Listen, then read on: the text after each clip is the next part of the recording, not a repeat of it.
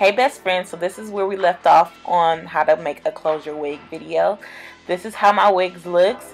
It is very neat, very detailed. It is very structurally sound. I tell you, it has some stretch in it. Hey, all right. So we're just gonna customize the closure portion of this wig because we want it to be wearable. I did make this a glueless wig. Well, this is a glueless wig, but I did use hairspray to adhere it a little bit. But yeah, so basically people overthink plucking, and I am going to do a detailed video on this, but plucking is not hard. All right, you want to section a little piece, get you some good tweezers, and make sure you just don't pluck in the same spot. You want to section that piece, pluck down the row, all right, pull it backwards to see the density of the hairline, and then pluck some more until it looks how you want it to look. It's super simple, all right, but I will definitely do you guys a detailed video on this, you know, situation, because plucking can be overwhelming and people do get scared when it comes to plucking. So I get it. I totally get it. All right. So the goal for plucking is to not over pluck, but just to pluck enough, especially when it comes to a closure. Okay, you want it to look, you want it to not be as thick in the front, but you don't want to over pluck it because this is a small piece of lace and you don't want it to shed too much. All right, so I used 30 volume developer and quick blue to bleach my knots. It was in a consistency of like, I would say sour cream, because pancake batter is a little too thin. Okay, like you want it thick but not too thick, because if it's too thick, it's not going to penetrate through the lace to get the knots. All right, but if it's too thin, you're going to over bleach and over process, and it's going to get on the roots, and you're going to have something called hot roots. All right, so you do want a good consistency when it comes to bleaching your knots. And basically all I did was just put the bleach on and let it sit for about 20 to 25 minutes. And after that, I did use my Fanola No Yellow shampoo to tone it.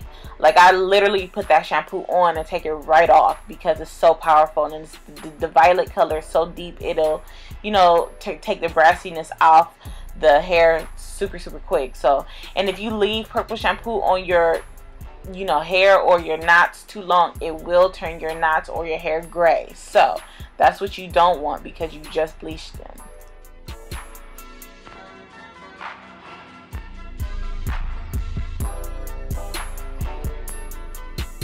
So I am going to wand curl this hair. This is like a big wand, so I don't know the size of it, but I know that this wand size gives waves, not curls but waves. So I did want waves because this is 28 inches of hair, and I just wanted to flow a little bit, like, you know, to have a little bit of body but not too much. So I'm gonna just wand curl the entire wig, and I am gonna go in with a wide tooth comb and comb them out.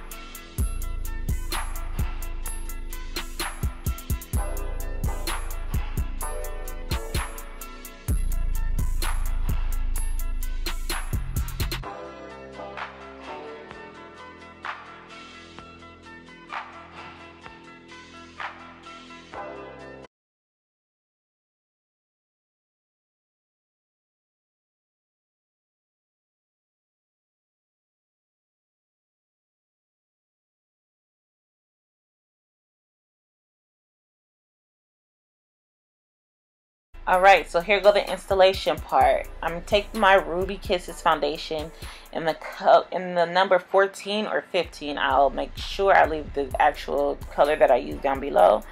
And I am going to put it on my stocking cap as well as underneath the lace of the closure. Alright, so I'm going to apply the wig to my head. And I'm also going to cut off the seams.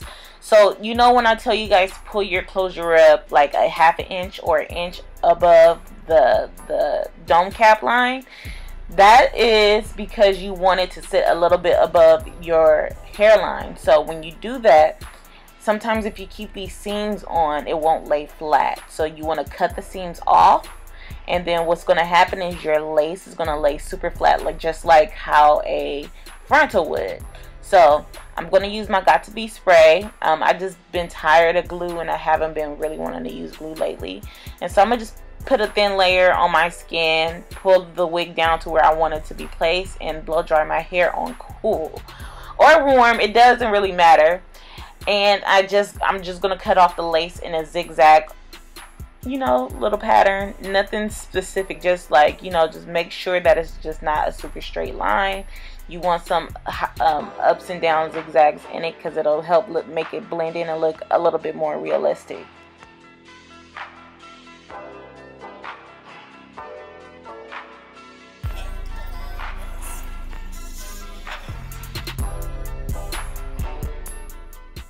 And if I see that the lace is still sticking up a little bit, I'll spray a little bit of the holding spray on my finger and dab it on the lace.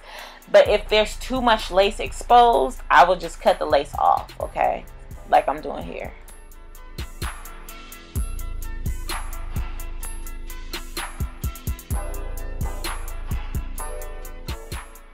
And after all of that, this is what the wig looks like after I got my makeup and everything on.